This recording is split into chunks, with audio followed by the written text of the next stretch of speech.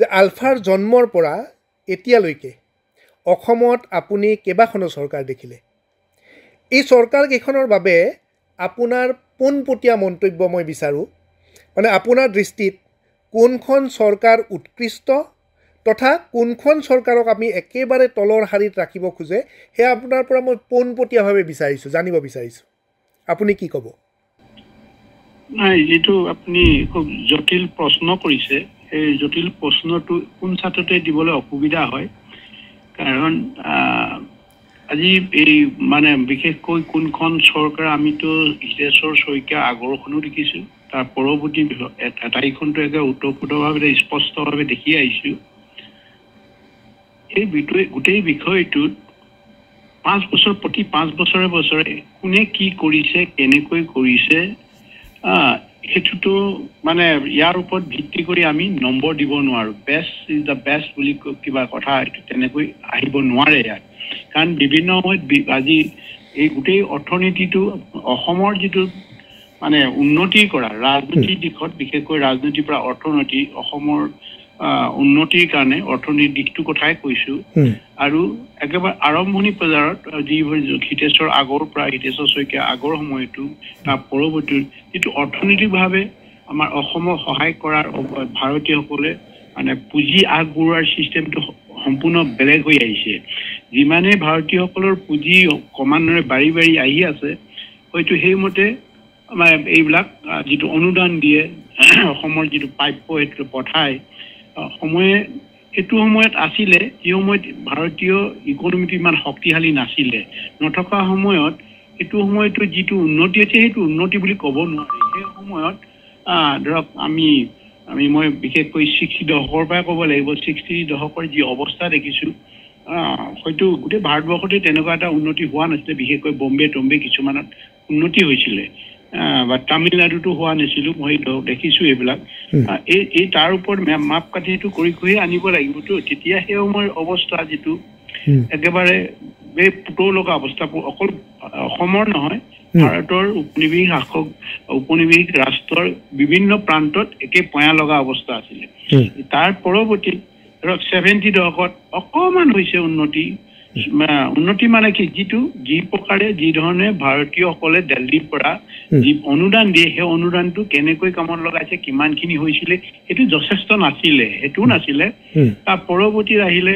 80 দশকতো দেখিলো 80 দশকত কি অৱস্থা হ'ল কেনেকৈ হ'ল 80 দশকৰ অৱস্থাটো দেখিছো ঠিক তেনেকৈ যিখিনি অনুদান দিয়ে কেনেকৈ তাত মানে ইনভেষ্টমেন্ট কৰিব লাগে কৰি দেশৰ মানুহ অসমৰ মানুহ উন্নতি পথলৈ আগুৱাই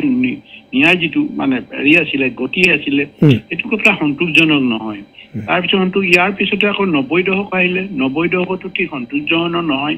এতিয়া আকৌ মানে ধৰক আজি 2000 চনৰ 2000 পৰা এতিয়া 2025 পালে এইখিনিও এই অৱস্থাটো মানে খুব এটা উন্নতি যি ধৰণে আহে যেটো অনুদান বিলাক আহে দিল্লীৰ পৰা যিবিলাক বাজেট ইয়ালে পায় সেইমতে ইয়াতে ডেভেলপমেন্ট হোৱা নাই নোহোৱাৰ কাৰণটো হৈছে আমি যেটো বিচাৰো যেটো নেকি কম্প্ৰিহেনসিভ ডেভেলপমেন্ট বিচাৰো যি কম্প্ৰিহেনসিভ ডেভেলপমেন্ট একে ৰুৰেলৰ পৰা একেবাৰে আৰবান টু ৰুৰেল মানে ৰোড কমিউনিকেশ্যন বা অন্যান্য যিবিলাক হেৰি থাকে আৰু কিছুমান মানে হেৰি কি কয় সিস্টেম থাকে সেই সিস্টেমটো এতিয়ালৈকে আৰম্ভণিয়ে কৰা নাই আৰম্ভ কৰাই নাই নকৰিলে তেতিয়ালে সেইটো তুলনা কৰিব নোৱাৰি কাৰণ এটা আগৰ যেটো টকাৰ ভ্যালু আছিল এতিয়া টকাৰ ভ্যালুটো বদলি গৈছে আৰু যি টকাৰ ভ্যালুটো বদলি গলেও কিন্তু পৰ্যাপ্ত পৰিমাণৰ দিল্লীৰ পৰা অনুদান আহি থাকে আৰু পাইছো এইবিলাক হট ব্যৱহাৰ হৈছে না নাই সময়মতে ইমপ্লিমেন্টেশন হৈছে নাই দেখা নাই মানে সেইকাৰণে কাকো দিব পৰা নাই যি সময় যেটো ভাৰতীয়সকলৰ যি অৱস্থা আছিল সেই সময়ত সেইভাৱে দিওঁতে কিমান কৰিলে কি তাতোটো কিছু মানে হেৰি কৰিছিলে আত্মহাক কৰিছিলে তাৰ পৰৱৰ্তী হৈছে আজিও এই প্ৰজেক্ট বিলাকত আত্মহাক হোৱাটো আমি দেখিছো আৰু যেটো হ'ব লাগে বম্বে যি ধৰণে কৰিছে দিল্লী যেনে হৈছে মাদ্ৰাজত দিছে মানে কি কম চেন্নাই যেটো হৈছে অন্ধ্ৰত যেটো হৈছে এই তুলনাটো একো অসম হোৱা নাই এটো আমাৰ হোৱা নাই কাৰণে আমাৰ মেইন ইকোনমি মানে স্ট্ৰাকচাৰটো গঠন কৰি ইয়াকে পূৰ্ণ গতি কৰিবলৈ হলে আমাৰ তিনটা জুনেই নাই ইকোনমি জুনটো নাই এগ্ৰিকালচাৰ জোন নাই, ইণ্ডাষ্ট্ৰিয়েল জোন নাই। এই তিনিটা জোন নহ'লে কেনেকৈ এখন অঞ্চল বা এখন দেশ, এখন ৰাজ্য কেনেকৈ উন্নতি হ'ব? আপোনাক যদি মই পোনপটীয়াভাৱে সুধো, ৰাস্তা ঘাট হৈছে, কিবা হৈছে, নতুন মানে এইটো ক্ৰমান্বয়ে আহিবই লাগিব। এতিয়া ফাণ্ডিং বাঢ়িছে, এইটো কৰিবই লাগিব। কিছুমানে আকৌ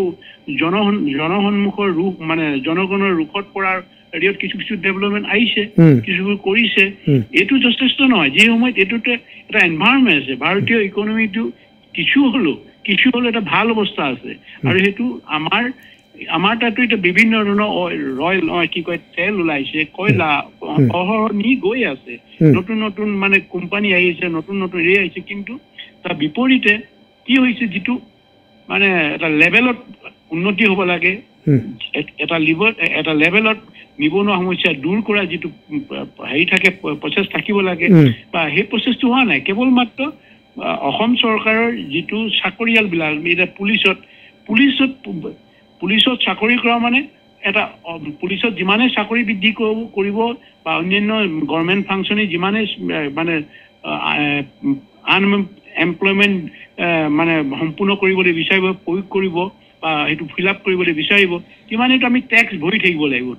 টেক্সটোতো আমি আমাৰ ইনকমটো নোহোৱা হৈ গৈছেতো।